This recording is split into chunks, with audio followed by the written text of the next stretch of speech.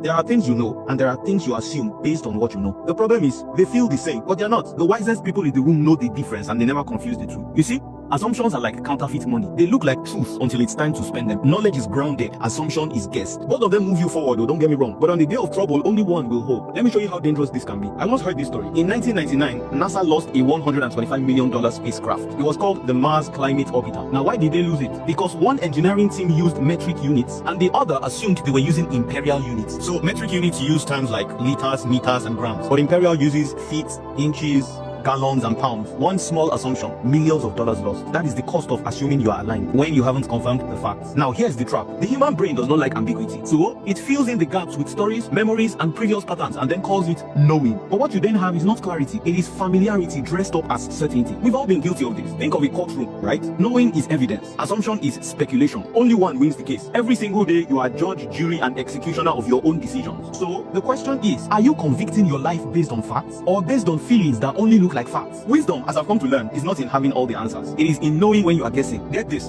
the fool builds on assumption and calls it insight. The wise man pauses at the edge of his knowledge and says, I don't know yet. You see, that pause, it's not weakness, because the moment you admit, I don't know, you open the door to learning, to growth, and to getting it right. Assumption has led people into wrong marriages, bad investments, broken friendships, broken relationships, and missed opportunities more than outright ignorance ever did. Because at least ignorance knows that it does not know, but assumption walks around with misplaced confidence. What you know will guide you. What you assume might blind you. So slow down, ask better questions, verify what feels obvious. I've said it here before, feelings are overrated and unreliable. Wisdom lives in the space between knowing and assuming.